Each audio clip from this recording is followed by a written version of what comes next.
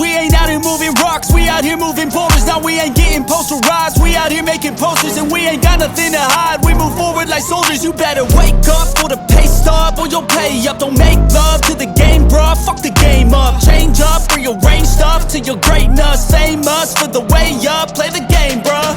Never stop, don't get it if I want it. Gotta make to myself a promise.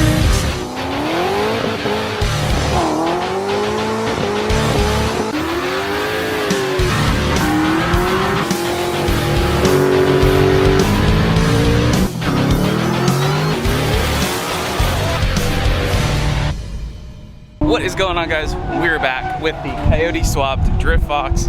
We're out at Orlando Speed World. It's a private rental today. Should be able to get some laps. I got, I think, 6 sets of tires or so. All used, of course, but yeah, we're gonna shake down the Fox. I think I got the rev limiter fixed, so we're gonna see if it goes out. Should make plenty of power. Drove around last night, and yeah, we'll give it a try. All right. Let's see how this goes. I haven't done this in a while.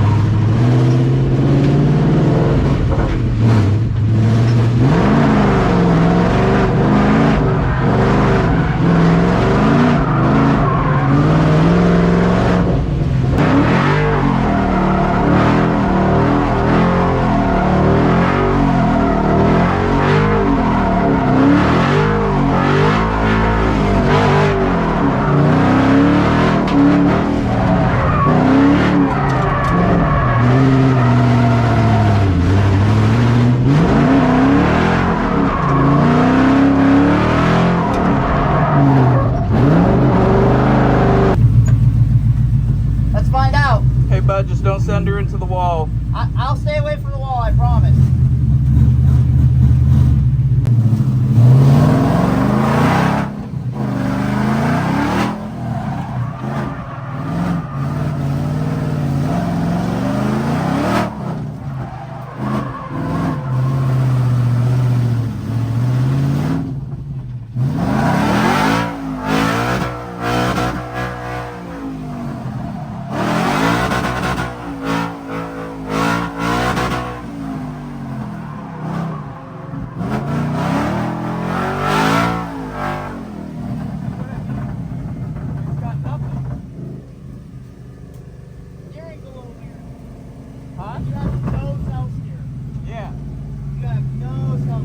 But it also has 0 grip.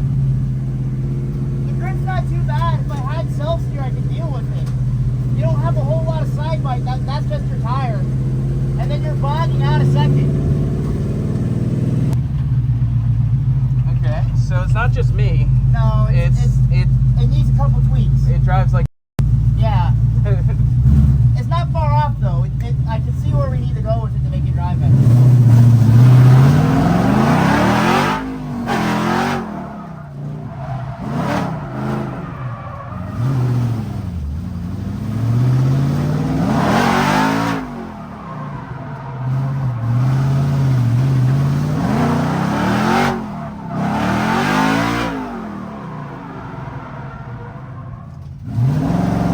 Okay, so I was going out there, car really wasn't gripping, wasn't steering. Put Dylan in there, he was kind of the, what's that? Broken? Going tightening is fine, but loosening it just spins. Well, we got the ratcheting breaker bar. That thing's brand new. Brand new garbage. Well, what are we doing here? So he's got, whoever set this up last, which wasn't me. I should have caught it yesterday when I was looking at it, but I thought this is how the previous owner had it set up. The caster is a function of how pivoted back this arm is. So if you look at the arm on the coilover on my car, it's pivoted back like 8 degrees, and that's where your self-steer comes from. Well, despite having the coilovers back, by mounting the control arm back like this, you're A, putting the steering rack in a bind, and B, you're not giving yourself any self-steer. So when I'm out there and I test drove it, I threw it in sideways, and I'm letting go of the wheel to try and let the car kind of self-steer to find where it wants to be and then grab it, it's not steering at all. I'm having to force feed it. So we're gonna try and push the arm forwards, tilting it back relatively, giving us more caster and hope for the best. Yeah. Okay, I'm loading a tune revision into here to try to get a little bit more power. I need to get another log because this is not exactly wide open throttle tuning, it's a lot of partial. So I'm gonna see if I can add some timing in some different load areas if we can get a better log.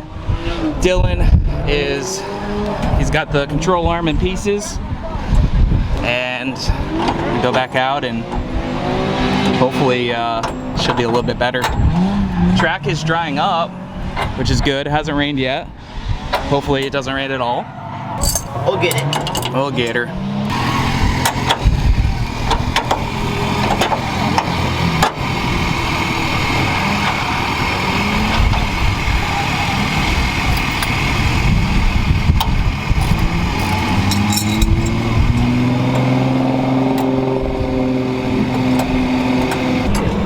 Little eyeball alignment. Yes, sir.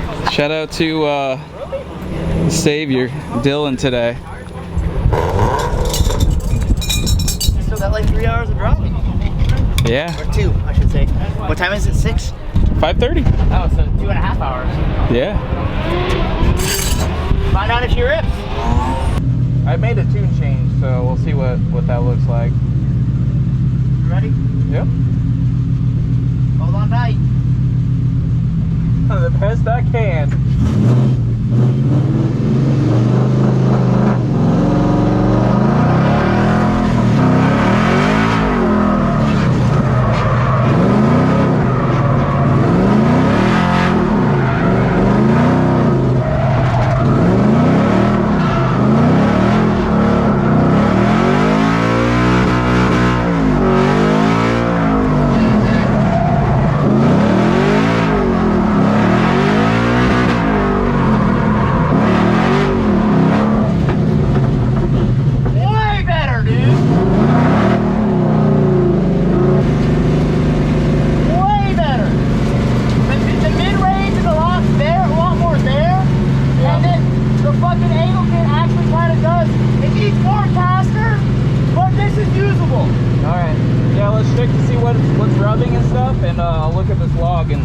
What's up?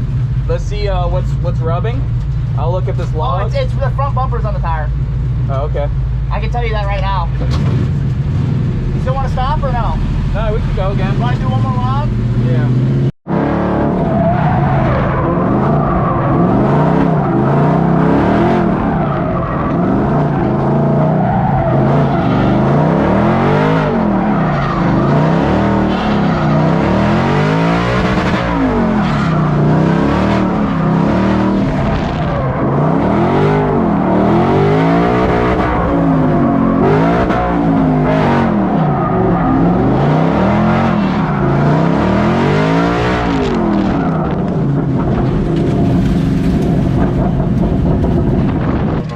Dude, I don't know how to explain it to you, but the mid-range and second gear wasn't there before, and it is now.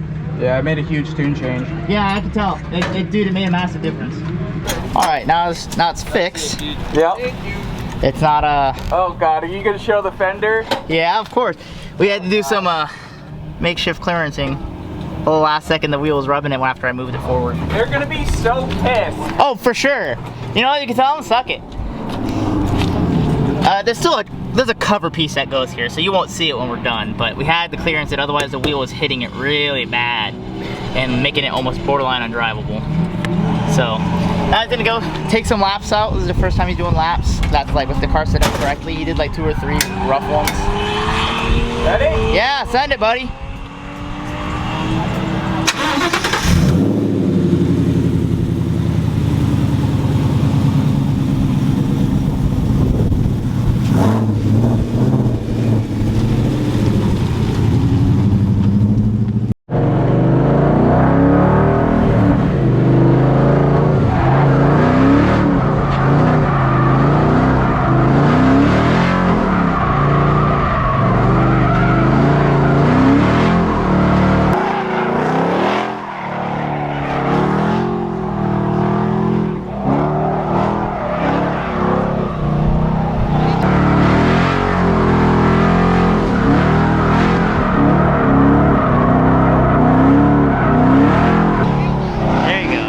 that out.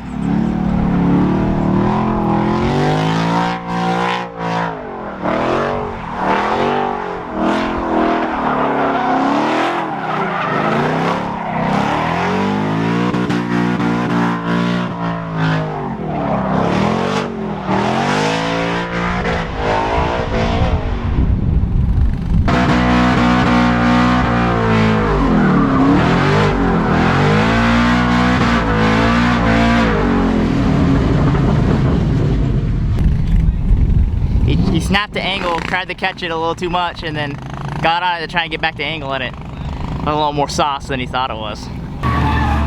Just had a sit rep with him. I went ahead and told him to just feel out the car. Just keep doing those figure eights, because he's just got to figure out where the limit is and the edge. That way, because he's overstepping the edge before he even knows he's at it. So he's just going to keep doing those figure eights for a little bit till he gets the hang of it.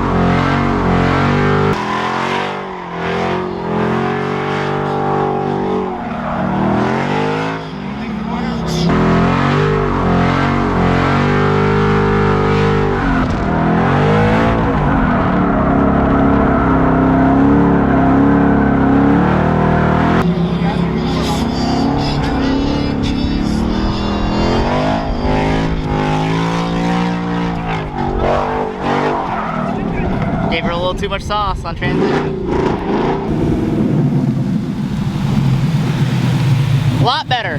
Yeah, feeling better. Just getting a feel for the car. You need more side bite, honestly. I think you had a lot more side bite, you wouldn't have spun out there. Were you on throttle on that last transition where you spun? That's why. When you go to snap the car, as it starts to snap, get out of the gas, and once you're back at lock, that's when you want to get back on the gas. If you stay in the gas, it's going to want to cause the car to rotate really fast. Yeah.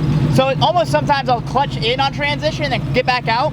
For you got enough horsepower, I would just kind of like get out of the gas, not all the way, but if you're at 3/4, get out of it and then back in it. How are the tires looking? Fine, you're fine. Yeah. Dude, you're still above the tread wear bands. Alright, I'm just gonna pull it down and then I'll probably get back. How hot is it? 216. Oh, that's not too bad. No. You're on it a good bit there. Oh, yeah. And figure eights are brutal for heat. Oh yeah. So honestly, what you can do is a lot of people what they do to cool down is they go down the pit road, turn around at the end, and come back. Yeah.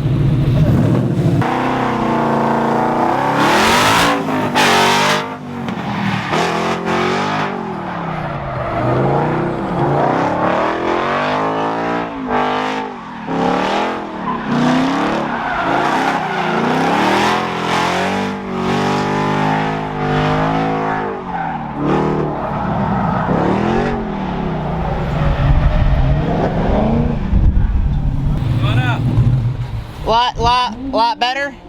Yeah, I'm getting used to it. I mean, I'm trying to like push what I can and can't do, you know?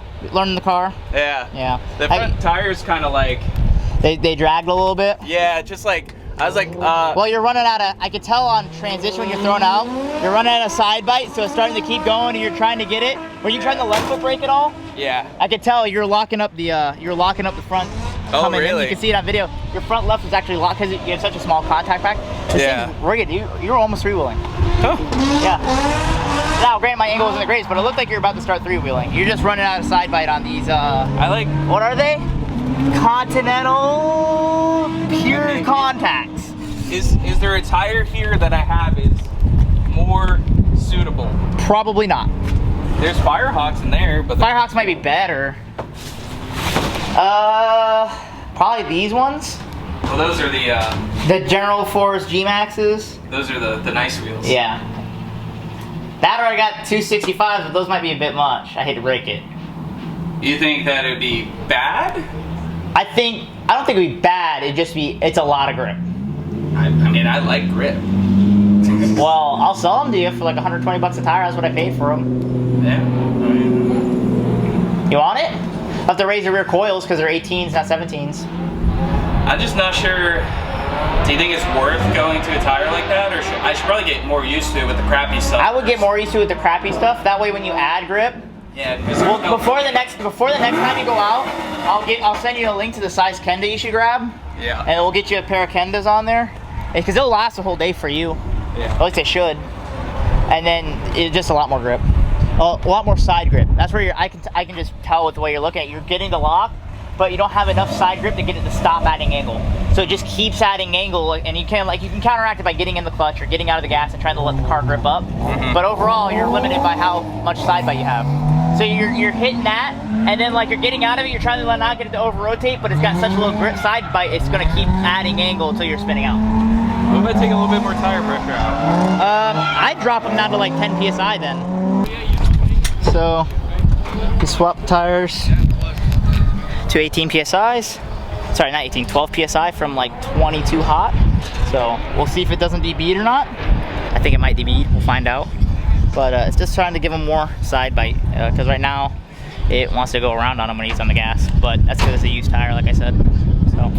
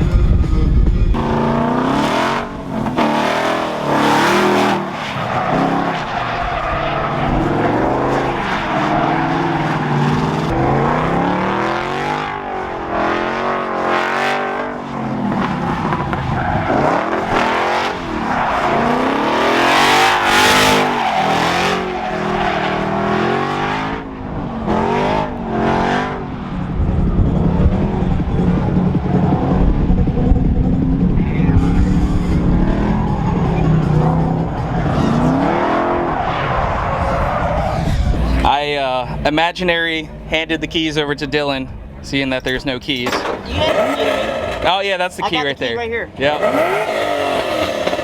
So we're gonna see what Dylan can do. The tire's getting pretty low. I got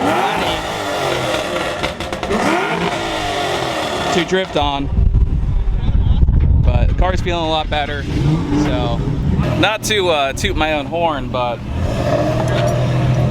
and not to jinx it, but mechanically, it's gonna break now, just because you said that. I mean, the engine, trans, the whole combo. I mean, it's reliable, dude. When you plan it, when you put your foot down, it goes. Yeah. It's got the wheel speed. Especially Yeah. now that you fixed the tune. Yeah, I put more timing in, like pretty much everywhere down low. I kind of had like a wide open throttle, like race style tune in mind, but you need to add timing into all these different map point timing tables, because it's all partial throttle, varying load, varying VCT. So there's 15 different timing tables that you have to mess with. So added a lot there, and seems to be ripping really good. And this is only on 93 so far. We haven't even switched over to E85 yet.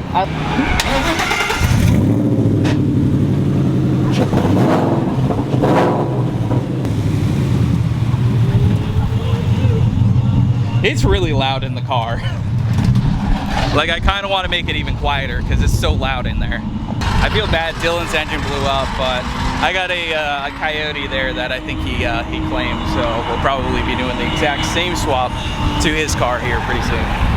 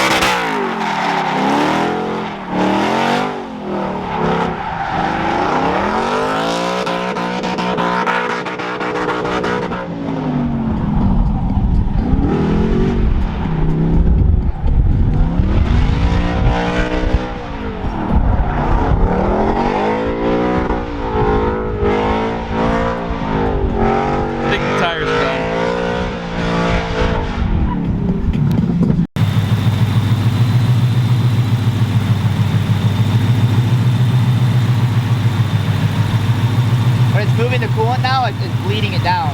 Yeah. So I just let it fill up and let it, like, I think you should put a little bit more in it again. So it's not really taking it down, you know what I mean? Give it a second. You see the bubbles popping coming up? Yeah.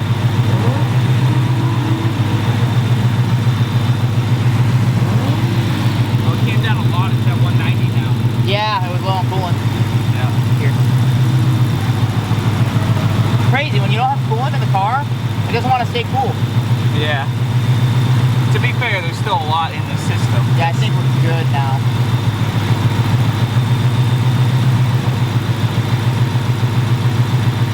I think. This is where a reservoir comes in handy. You can just fill that bitty up and let it sort itself out. I think you're good. Yeah, it was at 190, so. Yeah, I'd say that was probably your problem. It was probably air bubble that was like really stuck in there. I think it's definitely worth like putting a Y there instead and going to a reservoir. I think they make them like this, where it's like 2 in 1. It's got 2 caps on it. Oh, we're golden now, 183. Oh yeah, Just a little touch of coolant. It's crazy. Coolant keeps the car cool. Who would have thought? What's your coolant temp at now? 176. Oh, dude, yeah, that was totally it. Yep. Much better. I wonder if you have a small leak somewhere. Doubt it. If it was like kind of low and then it pushed a little bit in the overflow, that could have been enough to throw it off. I think it, yeah. Cool. Sign it, bud. Yep. Get it, you have like 30 minutes left.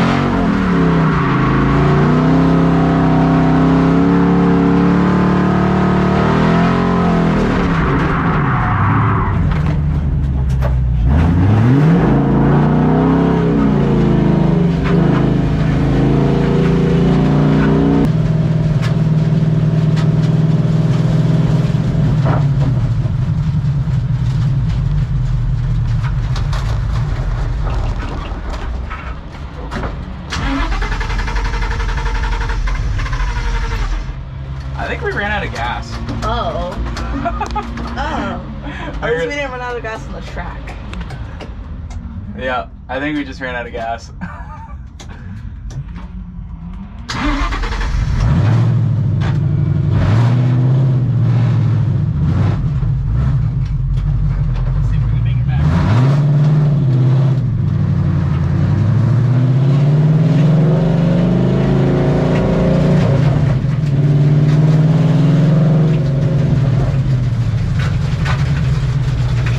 It got dark pretty fast, but the car actually ran out of fuel on the very last run. I went down the return road to kind of cool the car down, and it won't start back up. But I had some E85 in the truck, conveniently, but I just made some changes in HP tuners so that it'll run on the E85, get it in the trailer. For some reason, I can't find the 47-pound injectors that were designated for this, so it just has stock injectors. Will it run in idle on E85? Perfectly fine, absolutely. It may not have enough for wide open throttle, so we'll probably do an injector change, but yeah, in case you ever need to know, 9.8 AFR.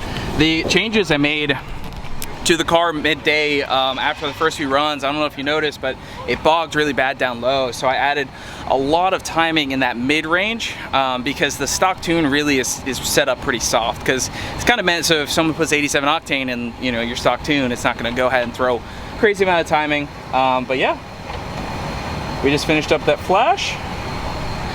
It's got E85 in the tank. Let's get our lights on, our fan on. She's in neutral, fuel, and it's now on the corn.